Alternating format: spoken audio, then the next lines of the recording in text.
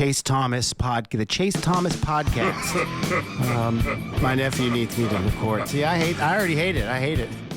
All right, hello, and welcome back to another episode of the Chase Thomas podcast, where I'm still the aforementioned Chase Thomas, coming to you live from Knoxville, Tennessee, Everything School HQ.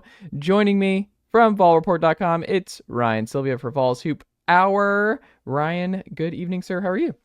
I'm doing good. We were just talking, maybe a little bit more free time on my hands now that basketball season's over and it's just baseball. But at the same time, it's sad to see both of those seasons end. Just as someone that covered both the teams, there are two fun teams to be around. So, on one hand, going to enjoy a little bit more time, I guess, not on the road, but on the other hand, it'll be weird next year. Already thinking about going to a game and Zakai Zeigler, Jahmai Mashack, and those guys aren't there on the men's side, and then on the women's side, like a Jewel Spear isn't there. It'll be weird. It's kind of the end of an era.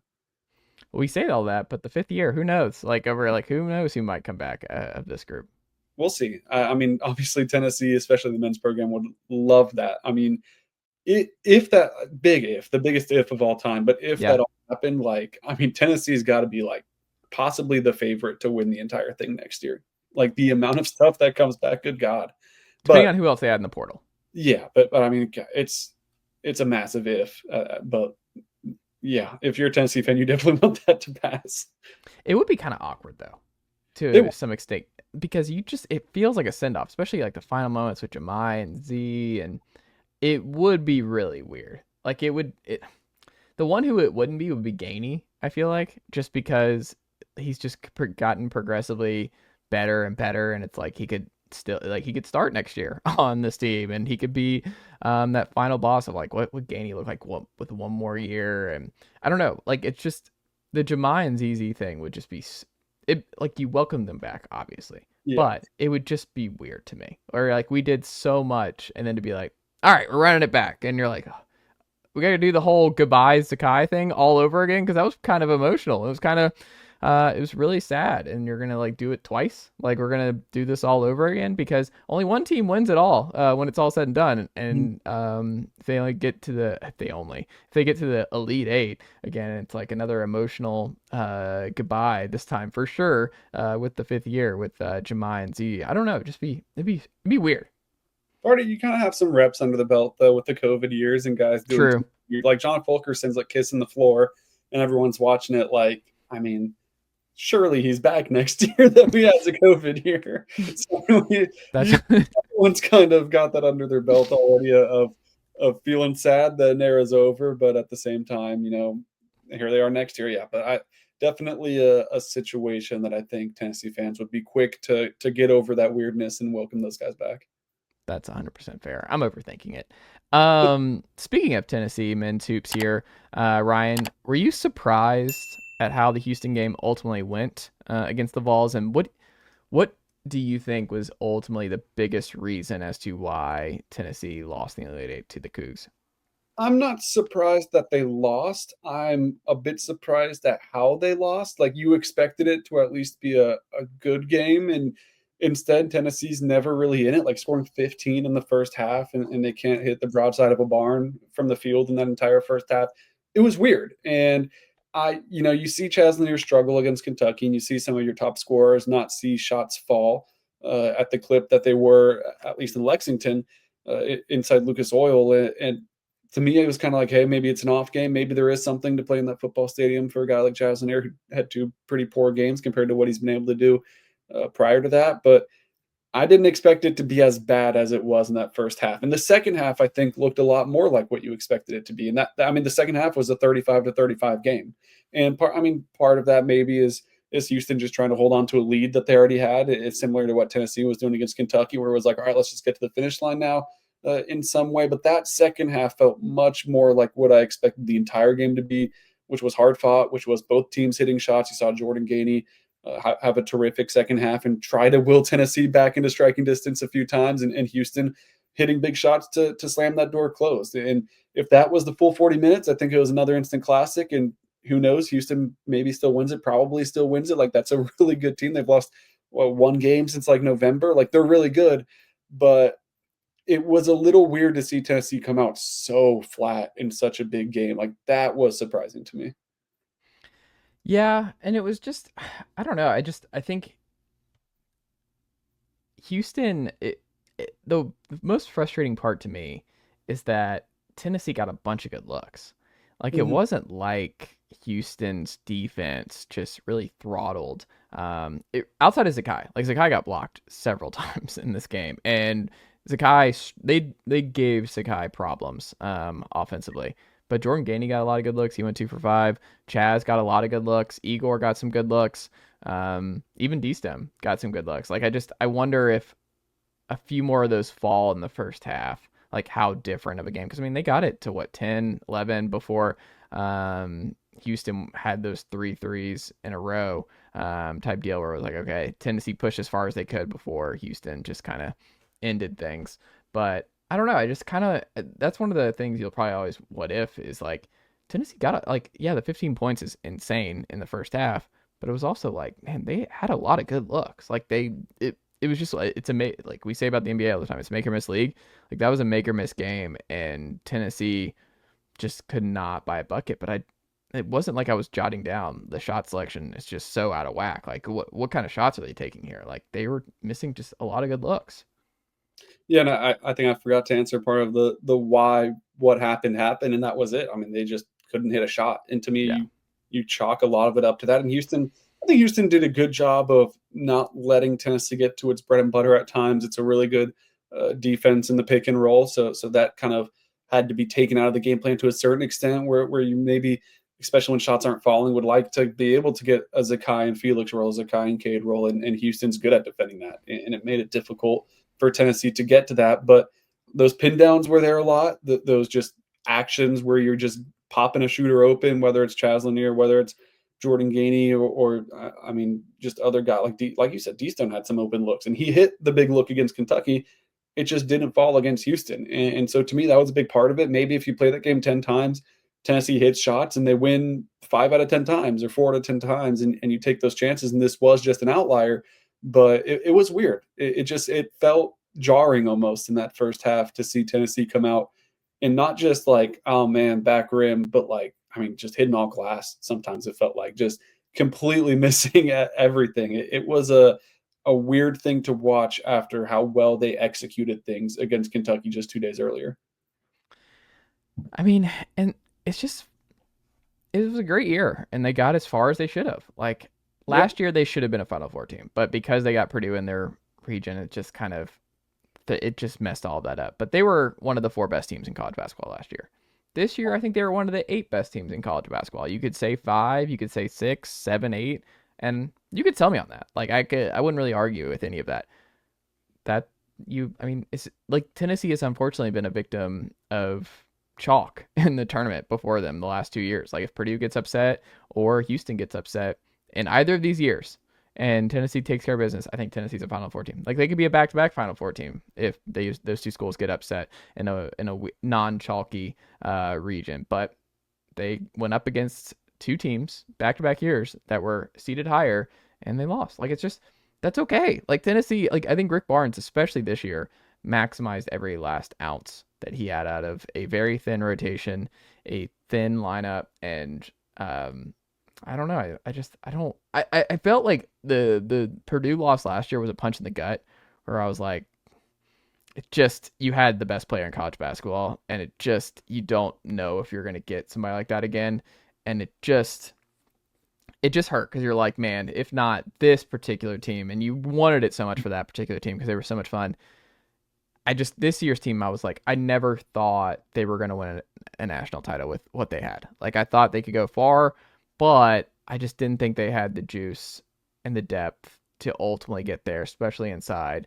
And it's okay. Like, Elite Eight, back to back Elite Eights is awesome. 3 straight Sweet 16s is awesome. It's just, I didn't feel that. I don't know if you felt the same where I'm like, no, this is good. Like they got as far as they could have. I didn't think they beat Houston. They didn't beat Houston. That's okay. But like the Purdue one, you're just like you're talking yourself into it. You're like you're just trying to be like Pepe Sylvia in Always Sunny where you're like the man like I'm on the board just like trying to find all the different ways that Tennessee can stop Zach Edey and win that game. It just didn't feel the same this year. And I don't know why that is. I guess it's just the Dalton factor. I was going to say, I think part of it's the Dalton Connect factor, where you, like you said, you have debatably the best player in college basketball that year. So part of you, every single time you turn the game on or you sit in your seat and you're ready to watch Tennessee play, there was part of you that was like, hey, Dalton could go for 45 and we're winning this thing. Like that would be in fans' minds every time they watch the game. So I think that was part of it. But at the same time, you look at the last 2 seasons and Tennessee played to their seed both times. Like they lost to the 1 seed as the 2 seed in the Elite Eight both times. So I don't think you can be too upset at that. I agree. We've talked about it on this program before. I firmly believe Tennessee was the 3rd best team in the country last year. I think only 2 teams they would have lost to were Purdue and UConn, and that was the national championship game. And Tennessee caught one of them in the Elite Eight. We've talked about that. I think this year they're the 5th or 6th best team. You can convince me Alabama's the 5th best team. You can convince me that Tennessee's the 5th best team. Either way, you caught one of those 1 seeds. So like you said, you're playing one of the best teams in the country. You didn't get lucky with the upset, whether that's a Gonzaga beating a Houston, which that matchup might have been interesting in its own right, or if Purdue beats Houston and they don't give up that shot at the buzzer, like who knows what happens in another Tennessee-Purdue game? Because I think you have to like that matchup for Tennessee a whole lot more. Now, if Tennessee comes out and shoots 30% from the field, they don't beat Purdue either, but you would like to think that that doesn't happen in that matchup. So I feel like you can't be too upset. At the same time, like I wrote about this right after the game, like I understand frustration. It's the winningest NCAA tournament team. I think they're tied with someone for the most wins in NCAA tournaments without reaching a Final Four. Like I understand that's frustrating. I understand that under Rick Barnes, they've had multiple Final Four caliber teams, whether you're talking about this year, last year, or the Dalton, the Grant and Admiral era of Tennessee basketball. Like those are good enough teams to put it together in March and make that type of run. So like, yeah. And then you go back further, you look at a Chris Lofton type team. Like those are good enough teams to reach Final Four. So they've had them in recent history. It just, for whatever reason, hasn't connected and they haven't been able to put a run like that together. But man, back-to-back Elite Eights is a very impressive thing to do. You sit back and you think about it. That's your top 8 team in the country, back-to-back years. That's phenomenal. That's really good. And I think you have to appreciate that at the same time and kind of, like, I feel like there's just a balance that you have to have of appreciation of how good they are. While, like, I'm not going to blame anyone for being like, man, this is the best shot Tennessee's had to reach a Final Four, and who knows when the next time it'll be this good is. That's true.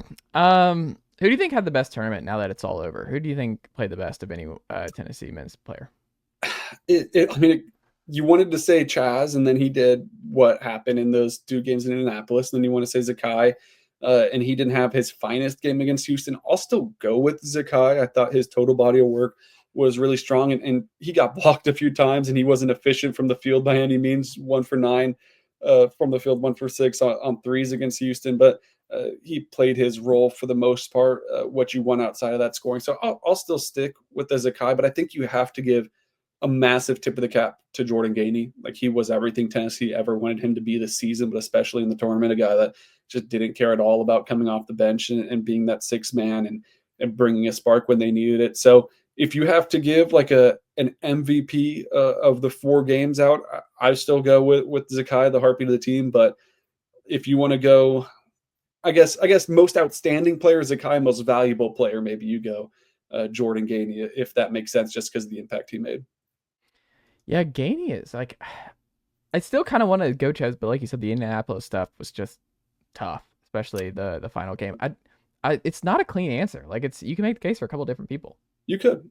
I mean, you could look at a guy like Jahmai Mashack, who played his role outstandingly, and I think he's probably kicking himself right now for going 0 for 4 from the free throw line in that Houston game. But that his role isn't to be an offensive spark plug or anything like that. And he came out and he played really good defense. And I thought what he did against the different guys on Houston that he was matched up with, whether it was Milos or whether it was LJ Cryer, who LJ Cryer had a pretty good game, but still, I felt like he did a decent job in what they asked him to do. So, like, there are multiple answers that I think you could go with. I mean, you could give D-Stone the shout out. Like, he came out and did his thing against Kentucky and wasn't afraid to take some big shots against Houston, even though that they didn't fall. So there was multiple guys who definitely, I think, you could make arguments for having at least good tournaments too.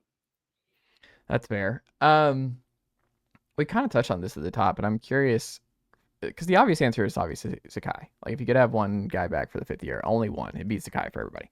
However, if you only had a choice between Mashack and Gainey for next year's team, you only can take one back. Who do you take back and why? It's tough because if it's for an entire season, and you consider the turnaround that Tennessee is going to have next year, where you're returning like 2 or 3 guys that played Yeah. any significant minutes from last year, I would want Jahmai Mashack because that's a guy that's not only good at what he does, right? Like he's the best defender in the country for my money, but he also sets the standard. And I think when you're having a team that brings in so many different pieces from the transfer portal, you're bringing in 3 true freshmen, you're trying to make everything mesh in a short amount of time. I think it's pretty invaluable what Jahmai Mashack brings to the table. Like you go to a Tennessee basketball practice and you hear guys, you hear coaches talk about guys all the time. Oh, it's like having another coach out there. It really is like having another coach out there when Jahmai Mashack's there. Like he is pulling guys aside, telling them what to do. He has full reins to just stop practice in its tracks and take it over and say, we're doing this wrong. We're doing this wrong. We need to do this. We need to do this. Like it's pretty remarkable what he does and the impact he has as a player. Like he really is like another coach. But if it was a situation where you're playing pickup and you need one guy on your team, like it's tough to turn down Jordan Gainey, especially because what we talked about earlier, like he doesn't care what role he has. He'll step in and do whatever the team needs, whether that's coming off the bench, whether that would be stepping up as a starter, which we saw him do against Florida in his one opportunity and have a good game against the Gators at home. He's a very versatile piece. He's improved dramatically as a defender since he got to Tennessee. And he's definitely someone as well that, like, man, Tennessee would benefit a lot from another year of Jordan Gainey. But considering the circumstance of you're only allowed to get one and everyone else pretty much is going to be a transfer, a new face around town, I think you lean Jahmai Mashack a little bit more for the off-the-court stuff. But obviously he's a fantastic basketball player as well.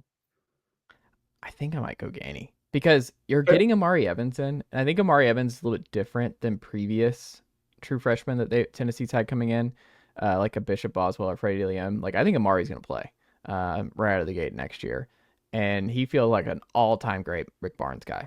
You have Bishop Boswell back, so maybe he can give you 12 minutes of really good defense on the perimeter and guard multiple positions. I think he has that capability of being a really good defender for Tennessee. We'll see what else he unlocks as an offensive player. But I think it's just Gainey because he's just like, no one else has that. Because even if you add, let's say, Gillespie and McNeely, McNeely is going to do a lot. I was listening to, I forgot who it was, he does the Chaz stuff. And that's kind of what he'd be into the Chaz role. And then Gillespie, another 40% three-point shooter. That's good. But they don't have, like, Gainey does something in terms of driving to the rim, putting pressure on opposing defenses. The guy, when things break down in the half court, where, like, he's competent in taking shots when no one else wants to shoot. I think he filled a lot of gaps for Tennessee that they didn't have. Like, Tennessee was really good in a lot of ways, but Gainey did something unique. And I think if it's Amari Evans and a couple other guys, like I think the defense will still be okay. Like Rick Barnes is going to have good defenses. Like even if they're not number 3 next year and they slip to number 11, 10, whatever, I still think Gainey does so much for Tennessee and helps them in so many different ways that you give him one more year. Because the craziest part still to me is the 3-pointers, because we know he's a good 3-point shooter. And I mean, he just, like, he'll miss so many open, like, it's so weird because we know he's a good shooter and it just feels like he has bad luck for whatever reason, shooting from 3 at Tennessee. But I don't know, one more year at Gainey, I just feel like he would go down as a really, really good college basketball player and someone who would still really help Tennessee in a way that I just don't think they have guys like that. Like, they just don't have that guy who attacks the rim, puts pressure on defenses, and just kind of is that Swiss Army knife offensive player that Tennessee's kind of lacked in recent years.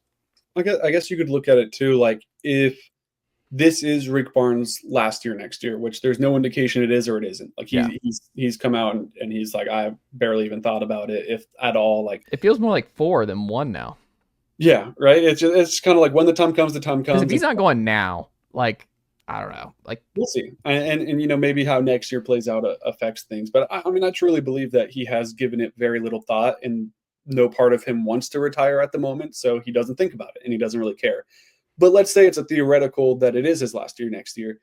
then maybe you do want Jordan Gainey. And maybe because that maybe raises your ceiling for next year individually. If he does give you 4 more years, then maybe you want Jahmai Mashack because of the reasons I gave. Maybe you really would like a Jahmai Mashack to take an Amari Evans and help him out in his true freshman year, especially if you're going to ask Amari to play, to have a guy that you could kind of mold your game around and be a very similar player to. Like, they have very similar skill sets. They both pride themselves on defense, have similar builds. Like, maybe that could be beneficial as well. So I think that's an interesting way to look at that question too, is like, hey, is this for Tennessee to go far next year and to make a bang and a splash next year? Or do you look a little bit into the future, assuming Rick Barnes stays around? And obviously, it's all hypothetical situation. If one's back, both are back. If that thing passes, it'd be shocking if they went anywhere else. But I think that's an interesting way to look at it too. Like, more immediate or more future? Which one do you want to build towards? Yeah, I think that's fair. Switching gears here to the Lady Vols. Did they just simply run out of gas against Texas? They fought really hard up until the end. It was interesting to see who was in the closing lineups, really, for Kim Caldwell in this game. No Cooper down the stretch. But it felt like from the onset, like Tennessee was just, like Texas was just kind of like Houston. They were just better. Like they just had, Tennessee just didn't really have an answer. And I mean, obviously, like another part of the similar between the men and women's, they were missing everything. Like they were really struggling offensively. So there were a lot of parallels between how the weekend went for both the Lady Vols and the men's side. But what was that simply what it was to you, where just rough shooting, tired legs, and that they just ran out of gas?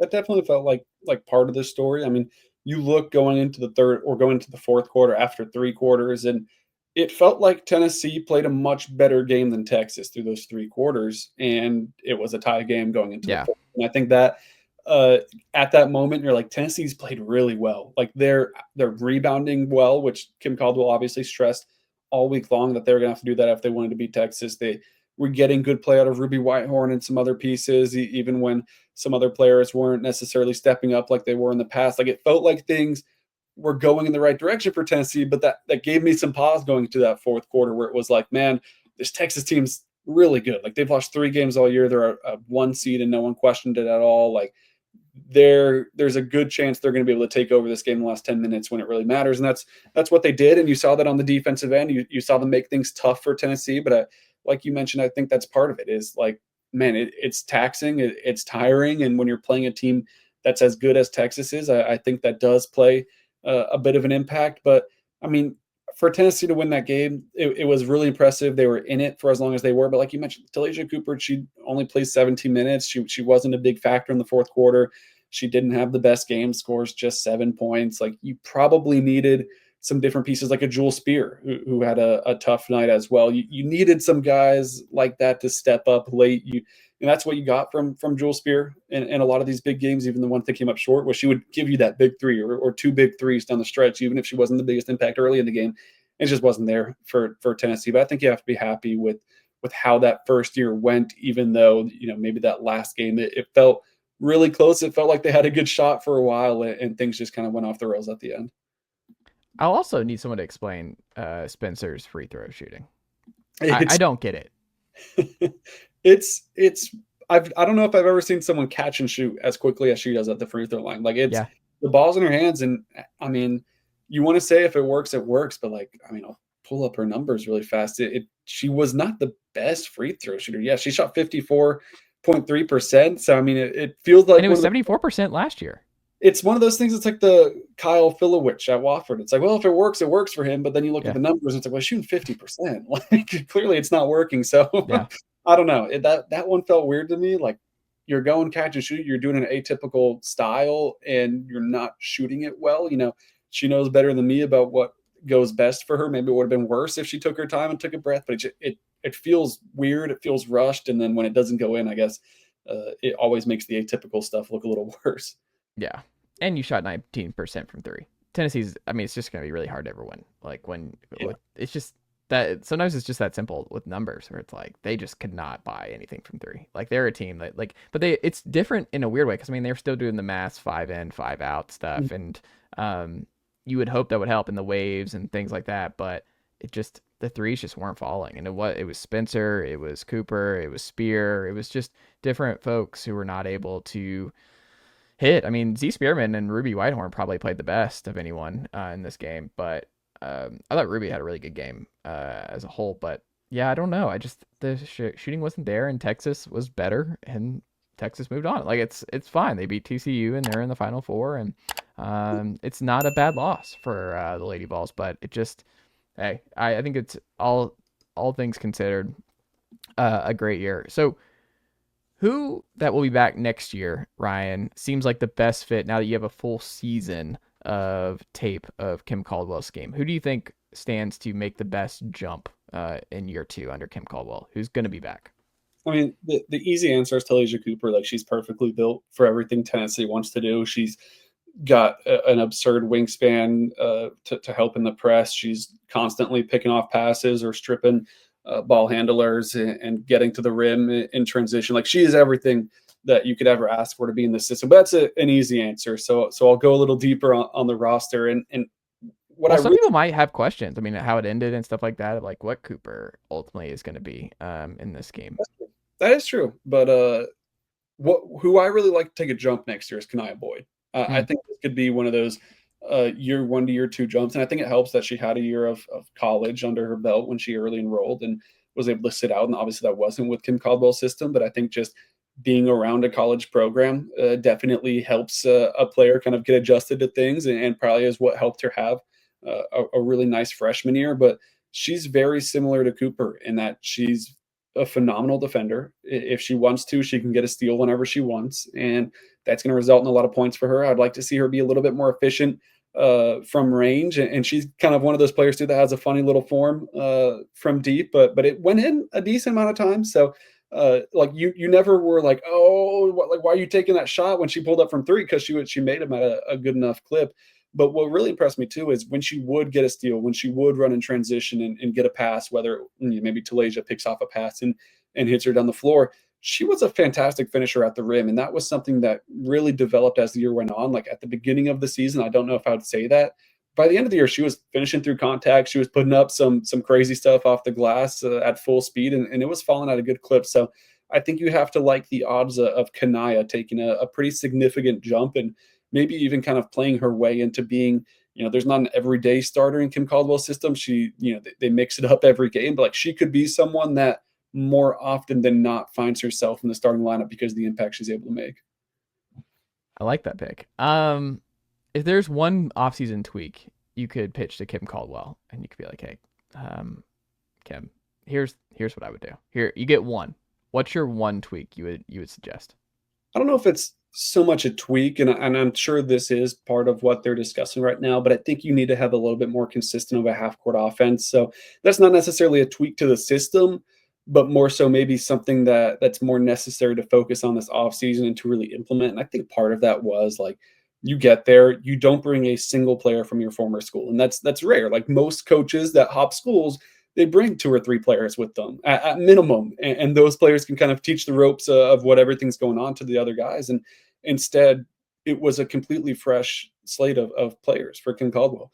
And that meant that the offseason was very much like, hey, this is what we're doing in the press. This is what we're doing in the transition offense. And you really had to hone in on the fundamentals of the system, and maybe some areas get left by the wayside. And I think one of those was fully setting up a half-court offense. And it hurt Tennessee a decent amount this year, I think, where teams were able to stop the bleeding in transition, and Tennessee kind of looked lost at times in that area. And Kim would note that, like she said, in both half-court offense and defense, like they needed to sit down on defense and they needed to, find some more consistency on offense in that area. So that's something that I think if Tennessee wants to take that next step, if they want to get back to a Sweet 16 and win a Sweet 16 game and get back to the Elite Eight and really make a run at the Final Four, like you're going to need to have, I guess a good way to look at it is they've had the plan A, which is the system. They need that plan B, which is when you get stopped, you look up at the shot clock, there's 22 seconds. All right, how are they going to get a bucket? I think that's what needs to be kind of improved next year if they want to take that next step. That's fair. And I do wonder if the mass subs continue, like going forward, if we still see the 5 in, 5 out, 4 in, 4 out, whatever it is. I'm curious if you can tell that the 3-point shooting is not there early, like legs are tired, then you maybe scale back a little bit where you're like, we got to put more emphasis on our half court sets and making sure we have our legs aren't super tired going into the fourth quarter with certain folks. Like, I don't know. I mean, it's going to be a younger team. It's going to be more Kim Caldwell people, like women. Like, it's going to be more of her, like with the big time recruits coming in, a gigantic recruiting class. It's going to be younger. I mean, this kind of leads into the final question here is that, like, what's interesting to me is like seeing how other Vol fans are talking about, and analysts and different folks about like next year's team, and like comparing Barnes and Kim Caldwell's track record over the next couple of years. What's interesting to me, and I don't know if you see and feel the same, but like there's a bigger expectation in year 2 for Kim, and it's going to be a younger team. Like, you're going to be playing younger players. We expect, like, you're going to dip back in the portal, but I mean, you're losing a lot of vets here. We'll see what it all looks like. And like you said, Talaysia Cooper could be a big jump. Boyd could be a big jump, but still a lot of unknowns with how this is all going to work, because it's going to be, I think, a pretty mismatch. I shouldn't say mismatch, but like a mishmash of young pieces, really talented pieces, and also some transfers, and also some still a couple who've been here for a little bit, and we'll see what their roles expand to as well. But like, I think there's like Elite Eight expectations where you're supposed to go farther with an infusion of more talent next year, because you kind of overachieved a little bit this year. So I don't know. Do you feel like that's a fair expectation based on what they're bringing in and who they might bring in the portal? Is that like this could be an Elite Eight team, and the standards actually kind of high, and I think it might be higher than what they're looking at with the men's side right now? I think it's a team that could be capable of reaching the Elite Eight. I don't know if that would be the standard yet to be an Elite Eight team. Like, I think a good bar would be to get back to the Sweet 16. I think if you're not in the Sweet 16 next year, I don't want to call it a disappointing season, but I think you definitely left room to be desired if you're not able to get back to that point. But I mean, Elite Eight, it's a very big difference. Tennessee men's basketball fans know how big of a difference it is to be a Sweet 16 in an Elite Eight team. Like, that is a pretty significant jump, because you're playing really good I mean, if you're a 1 seed, you're still playing a 4 or 5 seed in that Sweet 16 game. You're playing a really good team. So to me, it feels like a Sweet 16 team again. I think that's a really solid year for year 2 still, depending on what it looks like, obviously. But I think that's another good stepping stone because of what you mentioned. It's a lot of players that are leaving this year. A lot of those first-year foundational pieces like Jewel Spear, like Samara Spencer, and some of those pieces.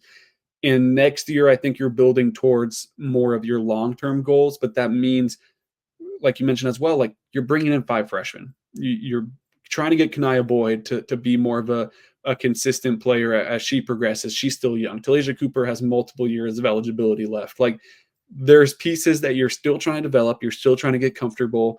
There's going to be some growing pains early in the year with some of these newcomers, whether that's through the transfer portal or those freshmen. And by the end of the year, I think you're probably going to look at another like good scenario. I think, you're pushing for a 2 seed. You maybe wind up as a 3 seed, realistic, probably a 3 or 4 seed, and still realistic, but maybe on the lower side of things, you're a 5 seed again. And I think that's realistic. And at the same time, if you do that, I think it's realistic to expect a Sweet 16 and give yourself an opportunity to make an Elite Eight, give yourself an opportunity to maybe push further and make a Final Four. But Sweet 16, I think, is where I settle at the moment for like, what should this team reach next year? I think that's a fair bar to set. I like it. Ryan, Sylvia, what can the good folks check out from you and the team over at volreport.com this week? Yeah, just baseball season and season right now, but we still have everything covered. Football season, spring camp, as we're just like 2 weeks away from the spring orange and white game. So we'll have coverage on that. Men's and women's basketball, transfer portal stuff. No one in, no one out yet as we record this, but you have to expect some things both ways, one way, whatever it ends up being in the near future as things start to unravel. So we'll have you covered with all the changes. We have, transfer portal targets, things like that, just to keep everyone up to date on what both sides of things are trying to do over at volreport.com. There you go. Ryan, Sylvia, always a pleasure, and I'll talk to you again next week. All right, thanks, Chase.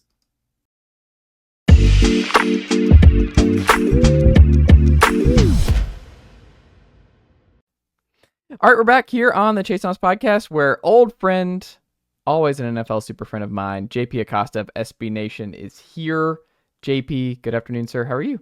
I'm doing great. We got half the NFL super friends back. The vibes are high. We're ready to talk some draft prospects. Well, it's going to be interesting to see if the vibes stay high because as longtime listeners of the Chase Thomas podcast know, JP Acosta and I are forever at war with how he sees the Tennessee Mickey Mouse offense, that he calls it here, JP. Have you evolved a little bit? Can I tell you that there's some new wrinkles, that there might be some new splits, some new variations for Tennessee's offense this year? As long as they still run the super wide gimmicky splits, I don't know if there's any evolving going on, but I will say I appreciate how they design their run game, and I appreciate their defense. That's a lot, though. I mean, that's a big part of it. So that's a lot of appreciating. So it's that's a step in the right direction, JP Acosta. Positive growth. It takes some time to reflect on a Tennessee team that sucked offensively, which was great for the brand.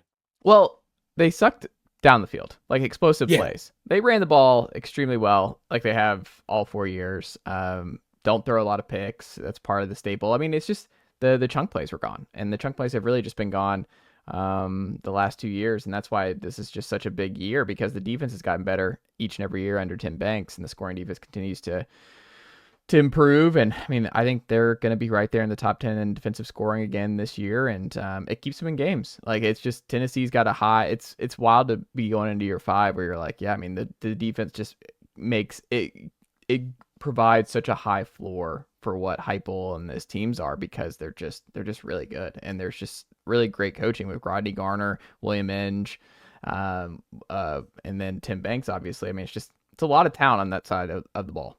Yeah, it's a lot of credit to Tim Banks and their recruiting, because I think they've recruited really well, especially on all sides of the defensive line. Of course, defensive front. We're going to talk about some of their defensive guys up front, but they had a couple corners that really stood out when I went back and watched their defense. When I was watching guys like James Pearce, Omar, Norman, Lott, and I'm like, okay, like I can see them continuing this trend of really high level defensive play, and it's because of how well they've recruited, how well they've developed. So a lot of credit goes to Tim Banks, a lot of credit goes to position coaches, because I think they really got something going there.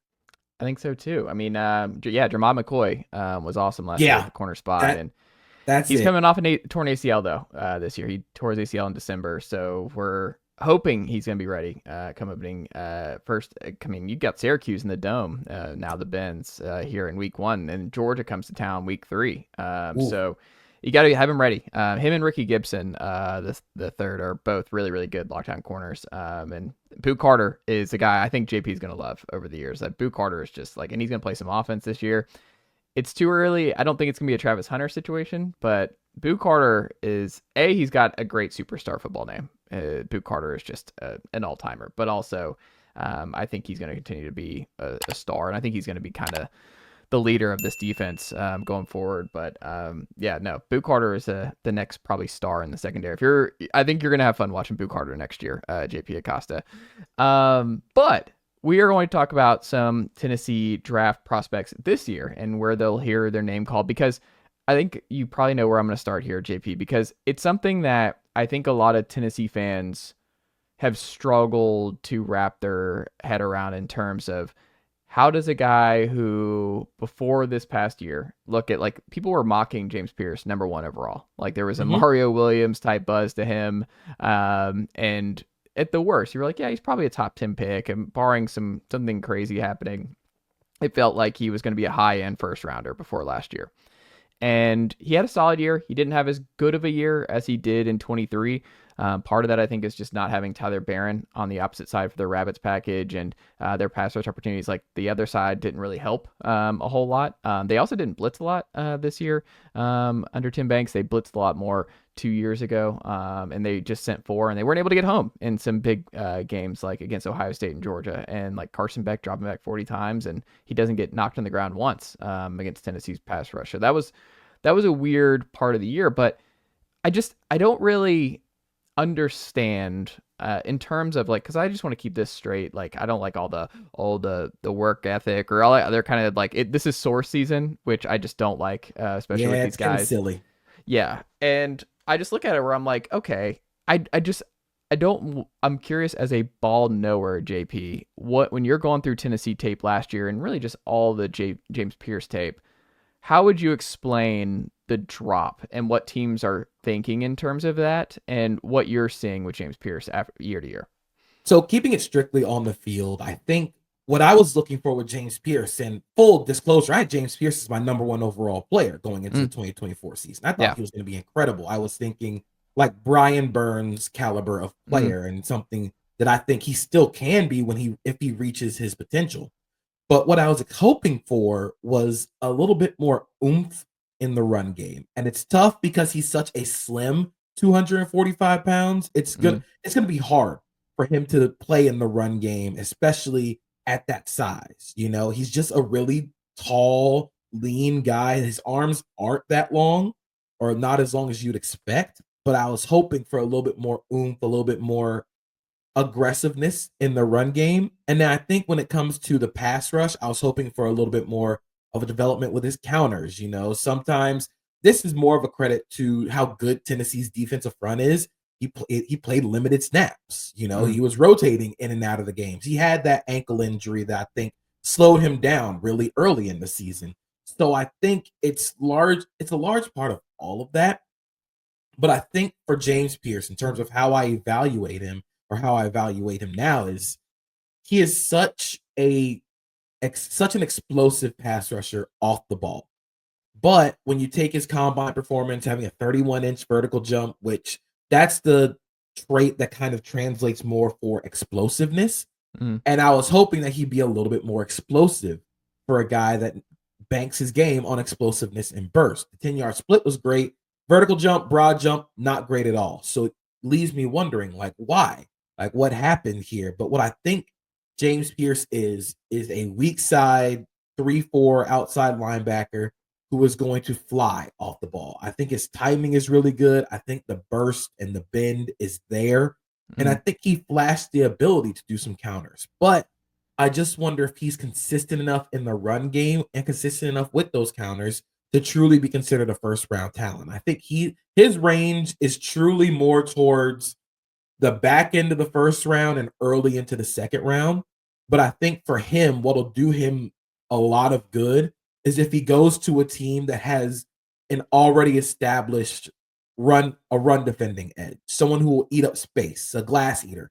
We always say the guys up front who are just going to hold on blocks, and that'll allow him in his first year. He doesn't have to play all 3 downs and stop the run. You can rotate him in as a designated pass rusher. I'm not super big on comparisons player to player wise, but he reminds me a lot of Will McDonald coming out of Iowa State. But the issue there is Will McDonald was also explosive in the jumps. James Pearce was faster, so he's truly a little bit of a confusing prospect, because you see 2023 and you're like, oh yeah, that's a lock first round pick. But now it's sort of, I can see the vision here as a designated pass rusher right away. Maybe we can get him to be at his best in a few years, but how much time are you willing to put into that? That's fair. I mean, it's funny, the McDonald part of it is that was a huge stunner when the Jets took him as early as they did. I don't know, where did you have him mocked at that point? I think I got to go back into my big board for that year. I think that was 2023. But I had no idea that he was going to get drafted in the top 15. I thought he would probably go around later. I thought he would be a little bit more of a end of the first round guy, but I was not expecting, I had him as a 35th ranked player in that draft class. So him that's going kind of where 15, you have Pearce right now, is somewhere in that range. Pearce, I have 23rd right now. Okay. I might move up or down. That's as of my latest big board, which was done after the combine. I'm going to release my final one a couple weeks before the draft. So we'll maybe see some movement there. But I think they're very similar players in how they win in terms of, they have that speed and burst, but where Will McDonald is better is as a counter rusher. He knows what his inside spin move is his counter. I think James Pearce is still learning that counter. I think he has shown the ability to have a nice long arm bull rush, but how often you're going to be popping that off when you're a slender 245 pounds and you have shorter arms. So I wonder if he can get into the right ecosystem where he doesn't have to play right away. Maybe you can turn him into something there. That's interesting because, like, Tennessee, one of the things, I mean, you know, it's already torturous enough for being a daily Falcons fan here, JP Acosta. But I've seen Pearce mocked a couple times over the last month to Atlanta, and Mykel Williams has been thrown around there, Jalen Walker, Jahad Campbell. Clearly, like, obviously, the Falcons will always need a pass rusher because that's just something that the Falcons just cannot, for whatever reason, ever find a long-term answer.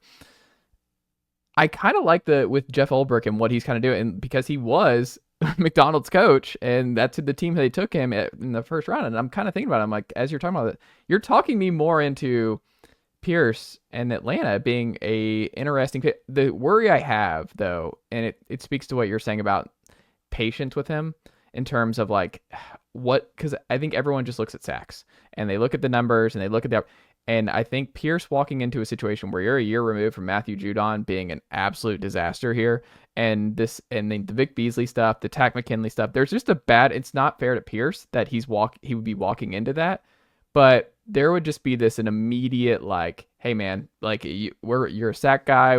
And these are guys who most Falcons fans watch a lot of SEC football, have watched a lot of James Pearce. They know who James Pearce is. The difference is like no Jets fan knew who McDonald was. They're like, oh, that's how to it. They weren't grinding the Iowa State tape. Pearce is a known name and a guy who's been on the radar of a lot of people for many years, and you've seen him wreak havoc for Tennessee for the last couple of years.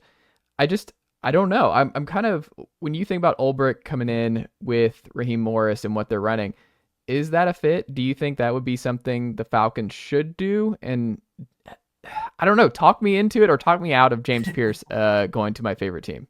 So the way I can talk you into it is simple. Atlanta had the least sacks in the NFL last season. If you want production, if you want someone who can bring a different type of pass rusher, Matthew Judon at this stage of his career is more of a power rusher. He's going to be the one that you use on stunts, on loops, and things of that nature. You know, you're not going to have him be I'm going to win one-on-one guy. I don't think James Pearce will be that instant guy either. But if you look at their room right now, could he rotate with Leonard Floyd? He could rotate with Leonard Floyd. Is a really good, like, maybe you can get him to that in the first couple of years and see if you can get him into something more.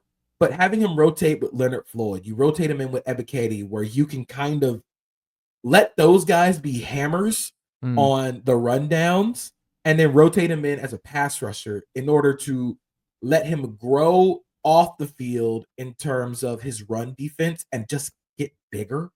I don't know how much more weight he can put on his frame because he's so slender.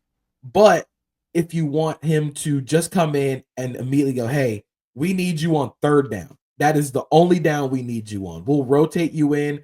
I think that's worth maybe a pick on day 2. I think where the Falcons are at 15, I don't know if I would spend a pick on Pearce there because I think with the other pass rushers on the board offer a little bit more completeness to their game.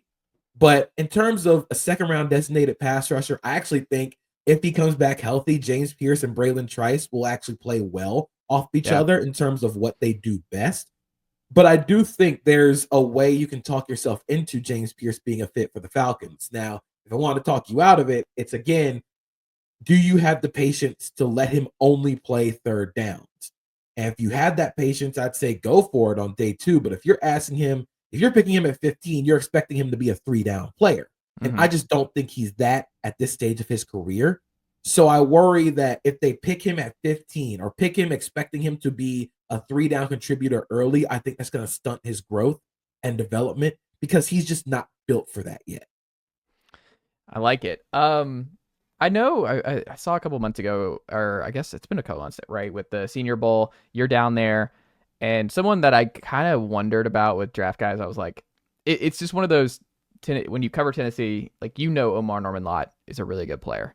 And, you know, in the interior, like, he was a really good pass rusher in the interior, was important for Tennessee on third downs. He wreaked havoc for Tennessee. Like, he was a really, really good transfer addition 2 years ago from Arizona State. It seems like he and Pearce might go around where the other one goes. And I think that would have been a big surprise to a lot of Vol fans before the year. But Omar Norman Lott, I think he shot up, and I think you liked what you saw from him in the Senior Bowl. And I'm curious, what do you make of Omar Norman Lott, and do you think he's a second, third round guy at this point based on what you saw? I freaking love Norman Lott. I think I have my all JP team coming out later this week. Omar Norman Lott is going to be on there. I knew it. Like I'll watch it. I'm looking through JP's tweets. And I'm like, JP's all in on Omar Norman Lott. Fantastic pass rusher. If you just want somebody, it's so jarring to see his quickness off the ball, especially, I don't think he's the best run defender right now, but you can see the potential there in terms of just lateral quickness. If you run a 4-3 defense that only asks your interior defensive lineman to go forward through one gap, you can see Omar Norman Lott really living there, but you get Omar Norman Lott as a pass rusher. And I think that lateral quickness, the violence that he plays with, he has heavier hands for a guy that's around 290, 285 pounds. I worry a little bit about the size only because the injuries have kind of his postseason process with, he got injured during the Senior Bowl, didn't do a full workout at the combine. I wonder how his body will hold up continuously. So maybe that makes me think you want to rotate him in early in his career so he can kind of put a little bit more on his body. But if you want somebody who's going to be a pure pass rusher from the interior, he has an 18.9% pass rush win rate over the last 2 seasons. He gets after the passer. And in a draft class that has so many different varieties and different body types of pass rusher, Omar Norman Lott is one of my favorite undersized 3 techs because you can see it immediately. You can see the flashes during games where it's like, oh my God, I was watching James Pearce tape looking for James Pearce, and Norman Lott was always making a play. And I'm like, who is this? And then I kept watching him like, oh, this guy is good. Like this is going to be one of my guys. So I'm a huge Omar Norman Lott fan. I think for teams that really just need that undersized 3 technique as a pass rusher, I think you're going to get a gem in that kid. I think that a lot of teams really like him. He sort of reminds me, and again, not a big player-to-player comparison guy. This is only just body type and play style. He's very similar to Osa Odighizuwa from the Dallas Cowboys in terms of just the lateral quickness and burst off the ball. That's where he wins as sort of an undersized defensive tackle. But I love the kid. I think he's going to be awesome. Where do you think he goes? What round? So I think he's going to go around day 2. I think he's going to be a day 2, second, third round guy. I think it's largely just because the injuries and combining that with the undersized where he doesn't hold gaps in the run game. He's not very scheme versatile. If you're going to get him, you want him controlling one gap and that's it. He's not you want him in on passing downs for sure. Yeah, you want to start him on passing downs early. And if you're going to play him against the run, don't have him try and hold up double teams. I think that's going to be more for teams that have a thumper behind them at linebacker who wants to play off all these blocks and can keep themselves clean at the second level. I think Norman Lott will probably be a better fit for those kinds of teams. But if you're thinking about the Jaguars at 36, if they don't pick Mason Graham at 5, if you're looking for a pass rushing 3 technique, I think Omar Norman Lott makes a lot of sense for them. I think you want him on your team, JP. I do want him on my team. I think he's awesome. I think the Texans could use a guy like that in terms of pass rush from the interior. But if you think about what the Rams have done with all their undersized 3 techniques and how they win rushing the passer, that's something that Omar Norman Lott can do at the next level. And they drafted a Vol 2 years ago because the Raiders may or may not have drafted the wrong Byron Young at the time, which is one of my favorite stories that I really hope is true because that's an all-timer who's been great and was another great find for Garner and company. But yeah, I would love that. It's also kind of wild to hear. It sounds like to you, and we'll get to Dylan here as our final big one, is that it's not out. I think this would blow a lot of Vol fans' minds, but to you, it's not crazy that Omar Norman Lott might go before Pearce in the draft. It's in play. Given everything that's been said about Pearce off the field, combined with sort of an underwhelming, I know he ran a 4.47 40, but everybody knew he was going to run fast. If you watch James Pearce, he's going to run fast. Given how their postseason circuit playing in the Senior Bowl. I don't think Norman Lott worked out at the combine, so he kind of takes a little bit of a hit there. I could see it. I could see Norman Lott getting drafted a little higher than Pearce, but I just wonder if teams are going to look at Pearce's 2023 and go, yeah, I can do something with that, and just kind of throw 2024 out the window. Interesting. Dylan Sampson, JP Acosta. It's interesting because I think Mina Kimes is really in on Dylan Sampson, if I remember correctly, seeing some of her stuff over the last month. Ashton GT is obviously RB1 in this draft, and he's just, he's just insane at Boise. But behind him, I think it's kind of like the same thing in college, right? Where you had Johnson, the Iowa kid, you had Omarian Hampton, is that? Mm-hmm. Yeah, Omarian Hampton from UNC, and Dylan Sampson were all like in that tier 2 together. They're kind of squashed, those three, and all super, super productive backs, or different backs, but all super productive. When you watch the Dylan Sampson tape, because this is his first year as a full guy, like Tennessee usually rotates 3 backs, and he rotated with Jalen Wright and Jabari Small 2 years ago. This year it was like, hey, injuries and losing Small and Jalen to the NFL. It was like, all right, Dylan, here, and like a limited passing game, a new redshirt freshman quarterback. It's like, we're going to put a lot on you. And he won games for Tennessee in the second half. I mean, he got better as the game wore on. Great leader, great locker room guy. But natural leader. What do you make of Dylan Sampson at the next level, and where do you see him ultimately winding up? So it's tough because this running back class is absolutely loaded. Yeah. But I think Sampson is going to be one of those guys that gets picked either late on day 2 or early on day 3 that ends up playing a serious role for an NFL team. The thing that stands out immediately is the juice. It's the explosiveness. I mean, former track athlete, not just a former track athlete, a former very good track athlete. Like, he can run. And like it's not Jalen. only, like Jalen Wright, but it's not only the explosiveness in terms of speed. It's the explosiveness that he makes his cuts with. It's the explosiveness in the jumps. It's the lateral, the ability to go from It's the ability from going from running north to south to east to west and then go north to south again. Like, it's so impressive. Still one of the guys that I think does that or did that at his best was Tyreek Hill, who I think runs faster sideways than most guys do running forward. But Sampson is such a good back he was such a good back for Tennessee's gap scheme runs because I think his vision sort of is up and down, which makes sense considering first year starter. He's not going to have a lot of that experience in zone runs. But when you get him behind either a pulling guard or Tennessee loves running that little insert play where the tight end off the line of scrimmage kind of inserts right behind the center and Sampson just follows him. I think for a team that runs a lot of gap scheme like that, you run a lot of power counter where you're not asking him to really like see lanes open or make defenders miss with his eyes. I think if you get him in space, if you get him running downhill, I think he could be a really nice addition. I actually think I'm kind of talking myself into him being on the Chargers in terms of just being a good complement to what Najee Harris already is in terms of the explosiveness. I want to see what he does in the passing game. I want to see him kind of develop a little bit more there. But in terms of just a pure runner and pure speed, he's one of the fastest players in the class. Yeah, it's hard to say because like Tennessee, they don't throw to backs. Like Hypo scheme just does it. So it's not like I just don't know what Dylan is out of the backfield, you know?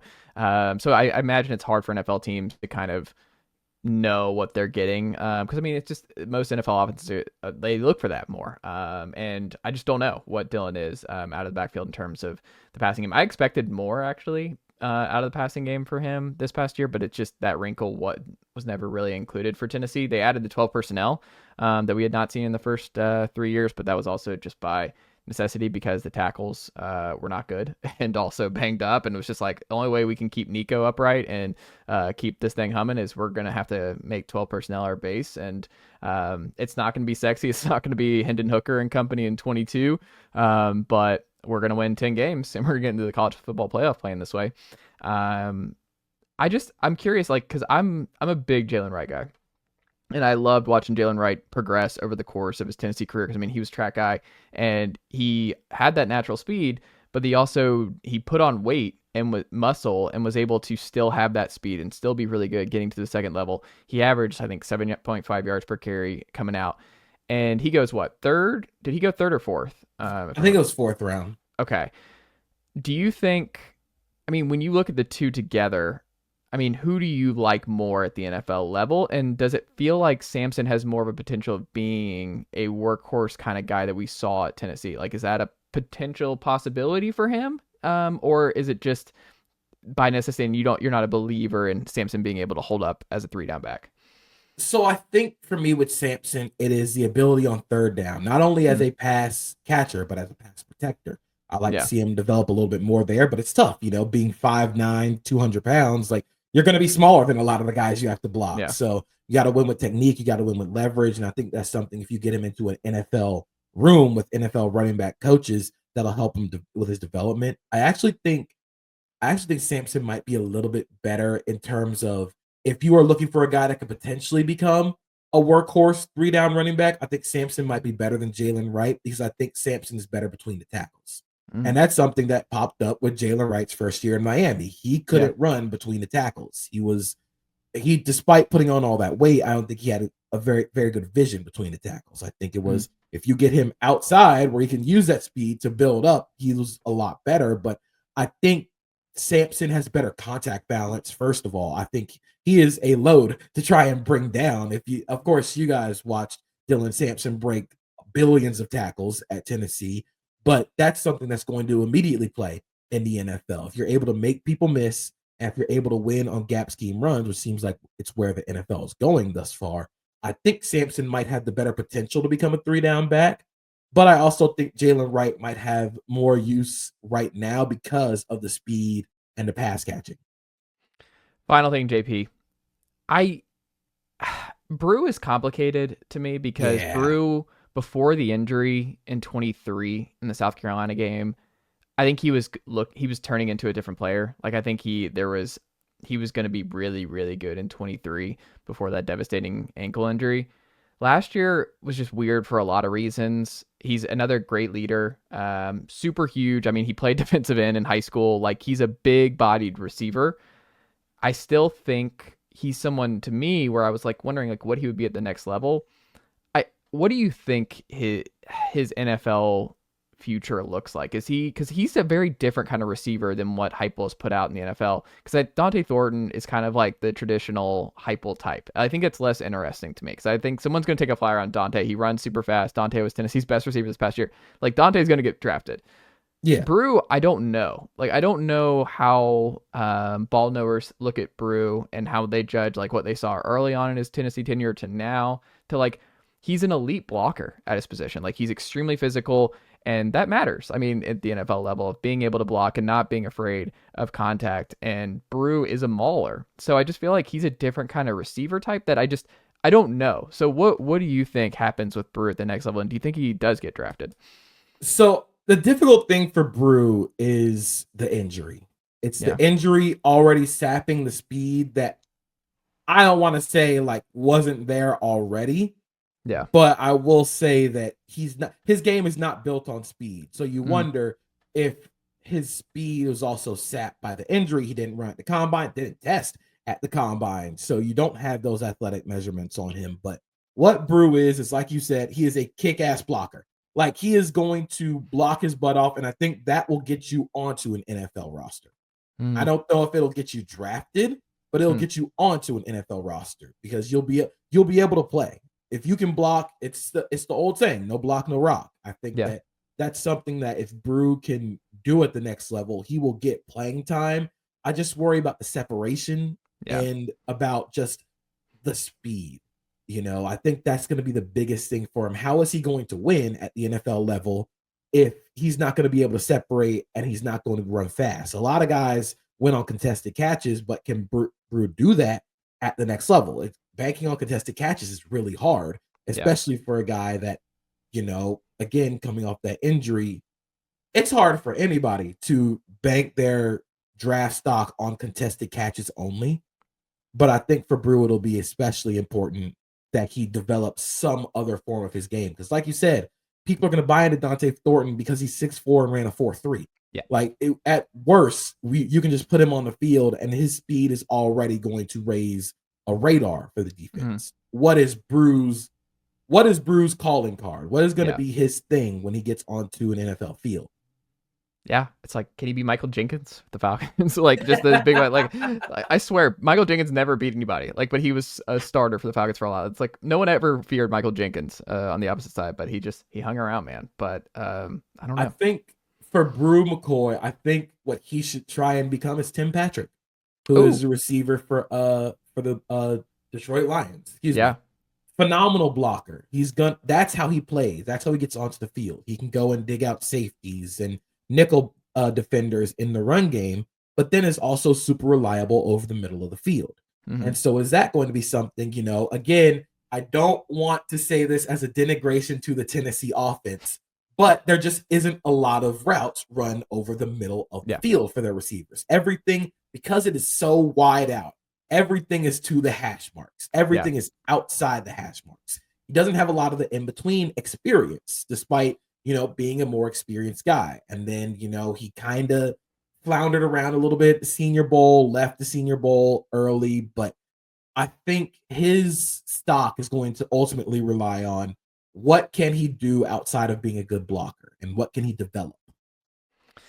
JP Acosta, what can the good folks check out from you over at sbnation.com this week?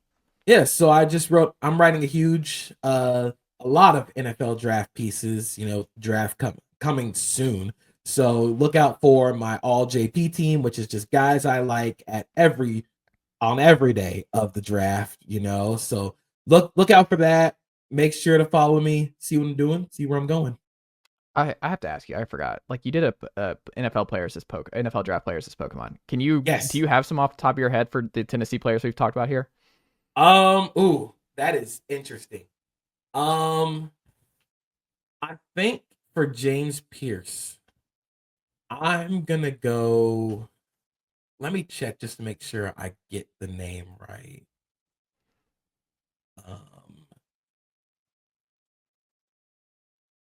Let's see.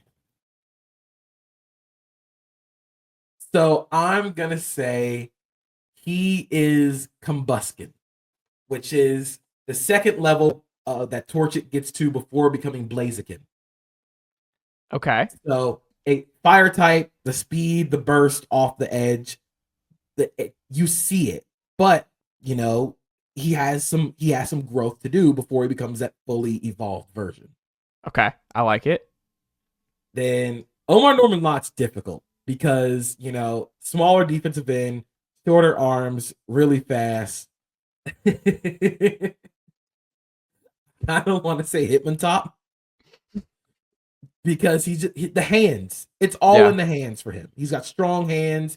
He's got quick hands, and he'll knock you out. It's very easy for him. And then I'm not sure if I can think of one off the top of my head for Dylan Sampson. I think I'm gonna have to go and dig into the vault for that one. He might be a Bulbasaur. Yeah. I see it. I see it. You're gonna have to get him early and then let him become, Ivysaur or Venusaur. Yeah. JP Acosta, thank you so much for the time. It's great to reconnect and keep doing great work. Enjoy the draft season. Enjoy the break once it finally wraps up, because that will happen sooner rather than later. And we'll be able to move forward with the NFL offseason, and everything else in the college football season will be here before you know it as well. JP, thank you so much, my friend, and we'll have to check back again soon. Absolutely. Thank you for having me.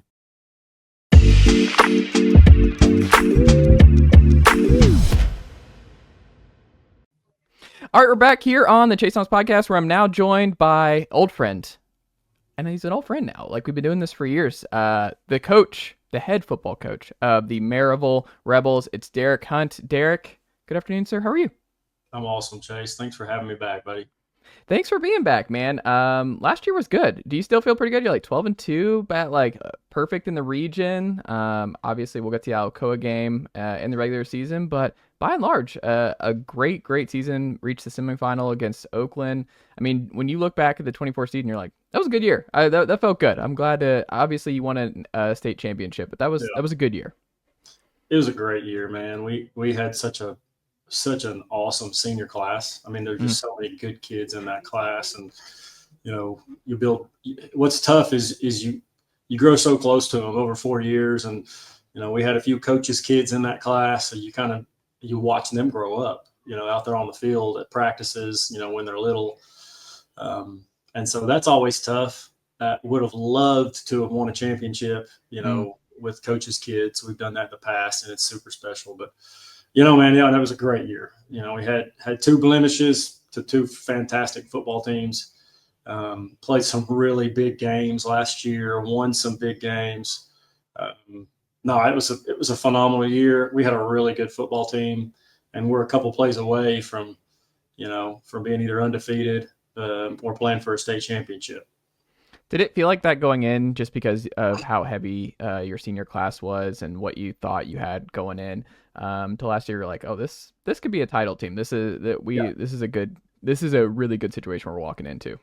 We knew that we were going to be better last year than the previous year. So, in 24, probably than we were in 25, and only because we had more experience. I mean, you can't coach experience. You just got to get it. And so we knew we were going to have a good team, but we didn't. You never know how good, because you don't know how good everybody around you is going to be until you get out there and go. But when we beat West, I think it was week 4. When we beat West at West. And kind of convincingly. I mean, West is, back-to-back state champs.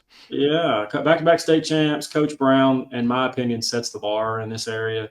He's phenomenal, and always puts out a great team. So anyway, when we went on the road and had a big win that night, I felt like, okay, maybe if we continue to improve and continue to gel and mesh, maybe we'll have a chance at this. So yeah, I mean, kind of had an idea then that we were going to have a good year. When you think back to questions you had going into the year, what was the biggest one that you were pleasantly surprised? You're like, I don't know, because you kind of talked about it, like you kind of see other schools around you as measuring sticks, but for your own team, what did you see that was answered early on that you're like, okay, this is going to be good? I think receiver probably. We had so many question marks at receiver, and again, it came back to experience. We didn't have much experience. But we had some kids step up big time. Casey Cobble, I think, led us in touchdown catches and probably yards receiving. Colton Faust. So Casey Cobble was our quarterback at the start of his junior year. Yep. And broke his collarbone twice in that season. So really didn't play anymore after the 3rd game. So we're bringing in, Graham Coulter, who's a junior at the time, and then Will Jones, who's a freshman. And so they kind of shared the role in 23 on the back end of 23, and then 24. So we're starting a sophomore quarterback, Will Jones, who had a phenomenal year. But receiver, Casey moved from quarterback. Colton Faust was a rising sophomore. Britton Barrett had some experience, and then Nolan White, who played safety, but he hadn't started at receiver yet. But those 4 kids were amazing. And, we changed up some of our passing game stuff to try to fit who we were a little better. And I just think we couldn't have been happier with the results that we had from the adjustments and the way the kids worked. And they did a great job of understanding what we were trying to accomplish. And we just kind of got better at our craft as the season went along. I remember us talking in 23 about the injury situation at quarterback, because it was just kind of like you didn't want to be in that situation to put a true freshman in that kind of spot. But now that you're looking back on it, or 2 years later, and it's like Will Jones has a lot of experience under his belt now. I mean, do you look back and you're like, it wasn't ideal at the time, but now we're going to have this kid who's just going to play so many snaps for Maryville football, and it's just someone that you just know extremely well and has got a bunch of in-game experience as you're starting as a true freshman. For sure. Yeah, I mean, it's tough. Anytime you're playing a freshman anywhere, I don't care how talented they are, there's going to be growing pains. I mean, it's a freshman, and we're talking 6A football. You would expect some freshmen to start at really small, maybe rural schools. That there's only schools that I'm talking have 100, 200 kids in the building. Well, they're playing freshmen. They don't have a choice. But at Maryville, we're in the biggest classification in the state, and we have 140 kids on our roster from 9 to 12. So, but we have a separate freshman team, so they don't ever play varsity unless they have to. but they had to that year, and or we felt like at least maybe he deserved a shot. So, but yeah, there's going to be growing pains, but you're right. There's a delayed gratification piece to it because it's going to pay off down the road, and maybe make him a little bit wiser as he goes into his junior year, which is hard to believe. He's just a junior now. Yeah. But I mean, to think about, he's going to be a junior going into this season, and he's already got 21 starts under his belt. That's crazy. And he'll definitely leave Maryville High School with the most, I would imagine, barring anything crazy happening, he'll have a chance to have the most games played or games started at Maryville High School. I don't know how many freshmen have started throughout the years for all 4 years, but he'll have a shot at that just because of how good he was early on. So hopefully he can continue to improve and stay healthy and stay hungry. But I'm not worried about him staying motivated. That kid's he wakes up and he's wanting to get better. It's kind of funny too, right? It's just modern coaching. The big challenge, and I think in the portal era, just in the college ranks, is, I mean, Rick Barnes is doing where you're reloading with veterans. It's hard to acclimate those freshmen because it's a give and pull where like the expectations are the expectations, but then other people want you to develop and rebuild, and like fans love Zakai, but Zakai, those are kind of rare. Those 4-year guys, and he had to learn on the fly. He wasn't a starter right away. He had to develop. It took time, but there are some that come in, like you said, and they're ready. Like they can play and they can help. But you're walking that fine line of like there's just no substitute for in-game experience. There just isn't. Like it's just with quarterbacks. You ask any quarterback in the NFL level, it's like, I mean, Peyton Manning talked about this, where it's like, yeah, I had an awful rookie season where we went 3-13 and I threw a bunch of picks, but I don't go 13-3 the next year if I don't get all those games under my belt and to see what it's like. And it's so interesting to juggle that with different rosters. And I think for you in particular, you talked about just the numbers y'all have. Like it is, I'm sure, something that you probably have to consider a lot of, just like, yeah, this guy is super talented, but he's a freshman, sophomore, whatever.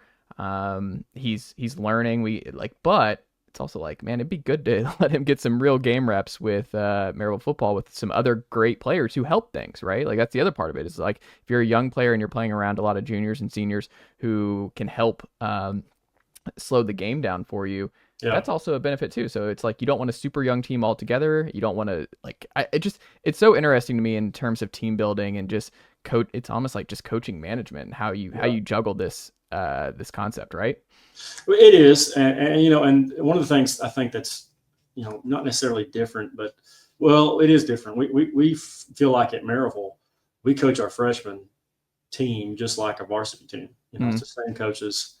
It takes a whole lot more time and commitment and some long Monday nights because that's when they play.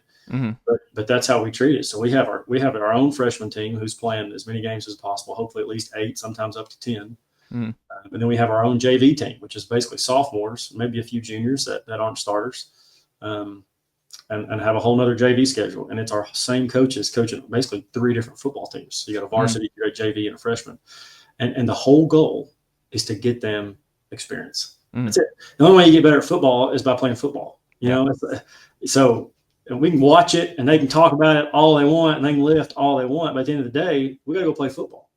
And so that's what it comes down to. That's what it's all about. And we'll see how we'll see how it goes. But who knows? We could be playing some more freshmen this year.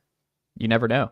Have you done anything different this offseason that maybe you learned last year that kind of you're like, oh, that was something that we tried and that worked, or different things that you're like, just different coaching clinics, advice, or anything like that you're doing a little bit differently going into the 25 season? Yeah, good question. We're always trying to stay ahead of the curve and learn new stuff. Whether it's, for me, early in my career, it was all scheme. I just wanted to divulge in as much X's and O's as I possibly could. But the last couple of years, I've focused a whole lot more on the team aspect and really the whole program at more like looking at the big picture more, not just the culture, which is super important. And that's one thing that I really enjoy trying to work on and figure out, the chemistry and the culture, but also just the efficiencies that we have and the processes that we have and our practice plans and, how can we try to be more efficient,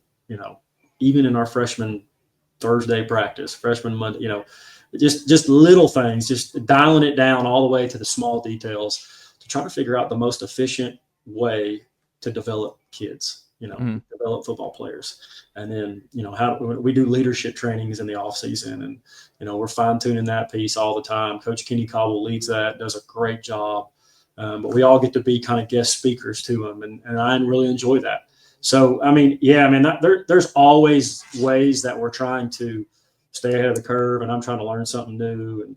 But you find this out when you get into football is, you don't have to invent anything new. You just learn from other really, really smart coaches. And sometimes it's another high school coach. Sometimes it's a college coach.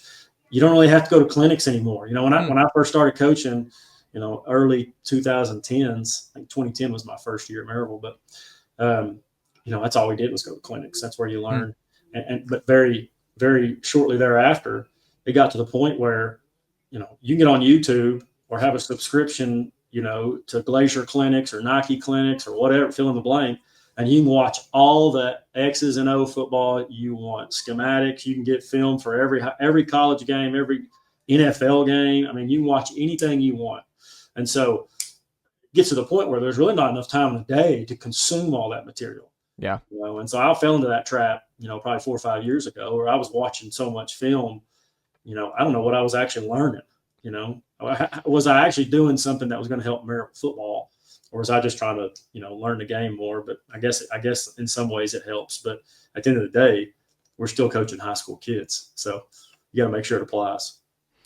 It feels like you've made the full transition. It's like the balance between being an OC and being a former player, and you just love the schematic stuff, but like part of it is just like, I'm the CEO. Like, I'm the guy who has to wear all these different hats and maintain the program. It's hard, right, to go from coordinator or to just full on CEO. It's some guys, it's just they're naturally CEOs. Others, they're more scheme guys, and they rose the ranks because they're really good at calling plays and really good at that sort of thing. But if you want to be in the top chair that you are in, like, being a CEO is part of it. And I feel like you seem a lot more comfortable with the CEO part of it now. Yeah. Listen, there's no part of the game that I've done that I didn't like. So when I was just starting out coaching the quarterbacks only, I loved every second of it, and really you grow close to your position players. And I still am involved with the quarterbacks a whole ton. That's where I spend my time in practice, obviously. But yeah, as a head coach in any sport, you got to do a whole lot more than just go out there and coach. You got to fundraise, and you got to, sometimes you got to deal with discipline. You're going to have to talk to parents, whether you like it or not. You're going to have to work with administrators and, other coaches. It's, and then you're planning your whole season, your whole year of football, and really every sport nowadays, it's year round. You have an in season, but your off season is just as busy. I swear, I tell my wife all the time, like, we are way busier in the off season because there's not really a routine, in the season. You're really spending more time, obviously, at the field in the season, but at least you have a routine, and but in the off season, we try to do all these, community service events. We've got special ed football night. We've done a couple camps. We have workouts. For a couple of weeks, we may do some conditioning with the whole team in the mornings before school, which I love, getting up in the mornings with those guys. And the whole time we're doing that, you have spring sport guys coming and going, so they might be there for a little bit and they're going to baseball or whatever, basketball, wrestling, whatever the case may be. So it's just hard to keep up. At least there's a routine in the fall. Especially because you got a lot more kids than a lot of other schools have to keep up with. You have it's just it's a bigger deal. If you can go back and tell yourself one thing based on what you saw from the 24 season and like before week 1, what do you go back and tell yourself about, like, hey, just as a heads up, this is how this is going to go in 24? What's the one thing you wish you could tell yourself? So go back before the first game of the 24 season, based on what you saw, everything. Yeah, honestly, and this probably isn't what you want to hear. It's not meaty enough for you, but it's true. I would go back and just tell myself to enjoy it. Yeah, because so much, man. Like, obviously there's pressure. I think anytime and I don't want to act like high school football is way more important than it needs to be, but it's super important. And I think people at Maryville love it, and I loved it and grew up in this place, and so I understand the importance of it. But at the same time, it's still high school football. And but if I could go back and tell myself one thing, it's like, hey, don't forget to enjoy this season, you know, because and this has happened to me a few times. I'm a nervous wreck every week because we're playing big games every week. Call it 2019, 2020, 2021. We've had some really good football teams, and you get to the end of the year and you're like, man, that was a lot of fun. I wish I'd have enjoyed it more, when we're in the middle of it, as opposed to just looking back and, telling good stories about it. I spent way too much time worrying and, what if in it to death. And part of that's just the nature of the beast. Part of that's what makes you successful as a program, is trying to figure out all the scenarios. But we just had such good kids this past season. And, I definitely enjoyed it. Don't get me wrong, but I wish I could have probably slowed down a few more times at practice and soaked it in. You know what I mean? On the football side of things, though, I'm curious, Alcoa and Oakland both one possession games, really one score games at the end. Was there something that they both attacked that you just didn't have an answer for? Or were they just completely different games that there was different circumstances as to why you think Maryville wasn't able to come out with a victory? Like what did you make of the differences and similarities between those two losses? Well, two complete different games. Alcoa was back and forth, and God, what a great game, man! They always are. It doesn't matter what Maryville has, what Alcoa has. Any given year, it's going to be a battle, and I just think, buckle up, because it's there's just no way around it. They can move up like they are this year, and it's going to feel the exact same. Oh, they're unbelievably talented every year, and they do a great job out there. Kids play hard. I hope it's the same thing that a team would say about us. Kids are going to play hard. They're lined up, play hard, well coached, all that stuff.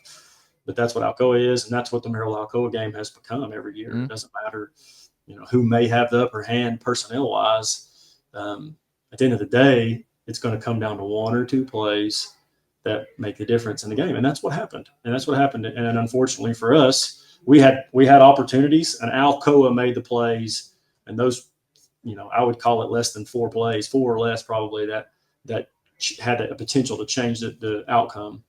And they made those plays. We didn't. And that's what it boils down to. 2 really good football teams. You could have probably flipped a coin, in that game. So, but credit to them. Hats off to them. As far as the Oakland game, that was a tale of 2 halves. It wasn't necessarily back and forth. I felt like we had all the momentum in the first half and executed our game plan really well.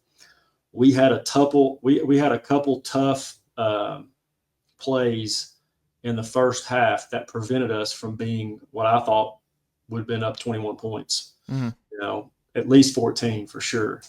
And instead we go into halftime up 3, versus being a couple scores or even up 21, which honestly we had the chance to do that. But you get into the red zone, you got to score 7. You can't kick field goals in big games like that, and expect to, lock yourself down. Yeah. So I credit to them. They came out in the second half and made some adjustments and played really hard and made more plays. And then they found ways to get loose offensively. I thought their defense, they played their guts out. Probably one of the better defensive games we've played in that game, and had some kids step up big time. But, credit to Oakland and their staff. I mean, they're obviously successful for a reason. So they did a great job. That game was a tale of 2 halves, though. Yeah. And in the fourth quarter, it just got away from us, and it was hard for us to keep our composure and make enough plays to stay with them. It kind of reminds me of the 23 Bama Tennessee game on the road in Tuscaloosa, where I think Tennessee wins that game if they go up 3 scores instead of 2 at the half, because they were in the red zone and they just were settling for field goals. And it was one of those where I remember telling my wife, I'm like, that you're close, like, because I just think it's a different feeling coming out of the locker room if you're down 3 scores, even at home, than 2 scores where, they one big play and it's back to a one score game, and it's just a different environment. It feels completely different going into the locker room and trying to get those guys up, because it's just, I think it's hard. Tennessee hoops, they dug themselves a big hole here in the first half, and they play Houston even in the second half, and that will be forgotten because it just didn't go the way you needed it to go for full 40 minutes. Yep. But like you said, I mean, Oakland and Alcoa, like outside of that, I mean, that's a great year. Like, it's a great year. You want to win those games. You want to beat Oakland in that spot, but it's also like Oakland's not going anywhere this year. Maryville's not going anywhere this year. Alcoa's not going anywhere. Like, those are all you might get revenge both spots this year. Isn't that kind of cool too, to think about, where it's like, yeah, these are juggernauts. Like, these are like, we're going to be in these fights again. Is that something you tell the kids, like, look, like, it hurts to lose to Oakland in this spot, but like, if we want to get to where we want to be ultimately in 25, like, we're probably going to have to face Oakland again. And it'll be another hard fought game. Yeah, I hope we do, because if we're playing Oakland, that means we've made it to the semifinals. So yep. I would love to make sure they're on our schedule. If I could guarantee that, it'd be great. But yeah, no, I mean, playing an Alcoa, playing a Oakland, playing a West every year on schedule, like, we're talking about the top 10 programs in the state, year in, year out, and so that's what you want. I mean, this is what people in Blount County who are Alcoa and Maryville fans, they're so spoiled rotten. The fact that they get to watch those two teams play. I mean, you just think about the last 30 years. Yeah. How many championships and wins, and what great football that they've got to watch, and, good for them. It's not their fault, but they're spoiled. There's no doubt about it, because that's two incredible football teams 5 miles apart. I mean, it's unbelievable. We talked about the seeding a little bit, and where you'll meet Oakland potentially in a rematch this year. I mean, do you like the new seeding changes, the new playoff format coming into effect this year? I don't really care about the seeding. What I don't care for is the travel. Yeah. Like, teams are already struggling. There's a lot of schools struggling with travel. Buses are hard. Sometimes finances aren't as great right now, and it's been that way since 2020 season. But when you're asking a 4 seed, to travel to Middle Tennessee in what's likely not going to be a great game, so now they're basically paying more. There's going to be less gate money for the home team to be made. Not that I want to make this all about money, but I mean, here's a great example, Chase. When we host a playoff game at Maryville, the football team usually loses money. All right, so think about that. That's hard. Yeah. And here's why.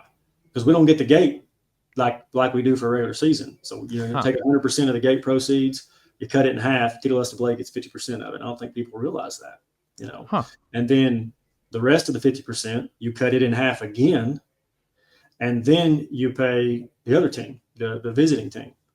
So that might cover their buses, but probably not if they're traveling outside of the Knoxville area. Probably not, because charter buses are expensive. If you take a school bus somewhere, it's a different ballgame. We try to take school buses everywhere we can. So you're left with essentially 25% of the gate. Well, think about it. If we're playing Warren County or somebody from Middle Tennessee versus somebody who is in Knoxville, the gate's going to be a lot less if we're playing somebody in Middle Tennessee, because people aren't going to travel if it's a 4-1, and you'll have your parents now. But we have played playoff games at Maryville, and I don't mean for this to sound conceited or bad at all, but it's just true. There might be 30 people in the visitor stands. You're losing. So for a football program, you're losing money, and I think it's going to be harder for some teams. And I guess people voted it through because they wanted to see different matchups. I get that. That is fun. That's cool. Yeah. We like playing different teams too, because it kind of gets old playing the same team. But at the end of the day, what makes sense logistically for a 16-year-old kid? Yeah. You know what I mean? And so that I think that's why I would prefer to keep, the same side of the state, just like every other sport does. You play your conferences, then you move on. In professional, you play your league division the most, and then you move on. So that's just me. But I mean, at the end of the day, it's going to pan out fine. Yeah, it's one of those where it's like the theoretical, where it's like, just if you take away the business part of it, you're like, oh, I get it. Like, you want different matchups, you want to shake things up a little bit. Like, I get all that, but then it's like you do some reporting and talk to folks, and you're like, okay, this might be more of a logistic challenge. You can't just snap your fingers and just do it. It's like the difference between the people on the ground and the people in the suites. That's right. That's 100% right. So I think if you have, I know for a fact that this year we'll have home playoff teams lose money in the playoffs, and that's going to be tough. That's going to be a tough pill to swallow. I think it's just across the board, right? Fans are just getting squeezed for every last dime, and it's just traveling. Well, and everybody almost now has a streaming service. Yeah. So sometimes it's free, Chase. Mm-hmm. Sometimes you can sit at the house and drink your Diet Coke and your popcorn on your own couch and not have to move. And these. I did it for West Sevier County last year in the cold. It just nope, it was right there. It's pretty easy. Like you said, it's and more convenient.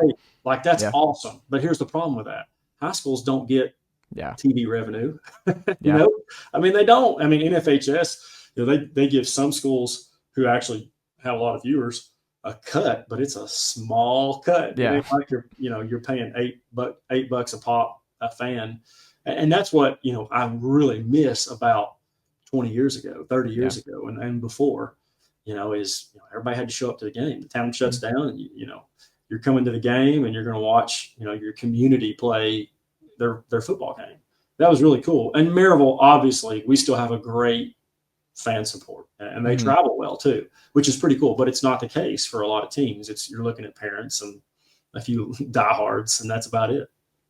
And it's interesting because me coming from Georgia and growing up in the Parkview district, and the way Georgia, the highest classification, like y'all are in 6A, they have it's basically all metro Atlanta schools. So they're all in a cluster. So even if you're going from Cobb County to Gwinnett County it's not really, traffic is traffic, but it's not far. It's not a big ask for parents and fans but you do have that one group of the South Georgia schools, the Lowndes, the Colquitts, those schools, because they're just too big and they have to also be in, but it's only a couple. So it's if you make that travel, it's not ideal, but it's also a big, everyone knows those programs and the history there and all that kind of stuff. So that's a bucket list thing for a lot of people, because they're how often are we going to have an opportunity to go see Valdosta or Lowndes or whoever down there in that atmosphere? And if you're only asking them to do it once, I think it's okay, we'll make it a day of it.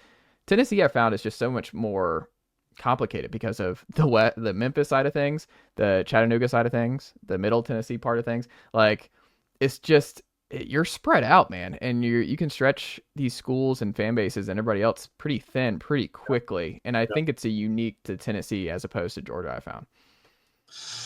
Yeah, and it's just a different landscape, and obviously Georgia's got some great football teams and so much talent, especially in that, that dense Atlanta area. Yeah. But like you said, you get to the Lands and the Colquitts, and they can play football South Georgia too. So, no, it's different. I think they've got 7 classifications, don't they? They just got rid of the 7, I think. Did so they're they back really? Down to 6A. Yeah. Wow. So I'm a fan of Tennessee going back to 5 the way it used to be. They just got to fix the playoffs. Let's get rid of the 3 and 7s and 2 and 8 teams making the playoffs. Can we do that here? Because that was one of those that I just what are we doing? It's different, man. I would even be a fan of going to 4 playoff weeks instead of 5. Which will never happen. But you basically got to finish 1-2 in the region to move on. Think about a state championship the week of Thanksgiving. Yeah. That's the best week in high school football, Chase, by the way. Yeah. Obviously getting to play for state is awesome. But when you have a home playoff game the week of Thanksgiving, because everybody's in town. Yeah. And everyone's off. Everybody's off. Everybody's in town. And so it is just, I cherish those nights because it's just so much fun. And you see, former players and friends and everything who's in town watching and want to come watch the Rebels play. So I would imagine that it's really special at other schools too that have had the opportunity to do that. And you can't take them for granted because you just never know when you're going to get back to that spot. Final thing, we'll get you out of here. What are the spring, summer position battles that you're most curious to see unfold for your team? Well, so receiver again, fortunately, unfortunately, however you look at it. But there's some kids that I think will be able to compete for that. We lost quite a bit defensively. Lost basically all but one D-line, two of our 2 interior linebackers, and then all but let's see, 2 in the secondary as well. So lost a lot on defense. Feel good about some of our kids that are stepping in there, but certainly going to be some battles, I guess you'd say. Certainly going to be chances for kids to compete and earn positions. Same to be said, on the offensive line, in the backfield, receivers. So honestly, I think we ended up with 10 returning starters going into this year out of 22. Which is about where we usually land, anywhere from I would say 8 to 12 is about usually where we're at. A couple of years ago, I think two seasons ago, we had 3 or 4, which was a low mark for us. But we rarely ever have more than 11 or 12, because you usually have a good senior class. Yeah. Derek Hunt, how do the good folks support Maryville football and everything you've got going on this spring? Buy a ticket and come watch the boys play, and I not just Maryville football. That goes for every high school in the area.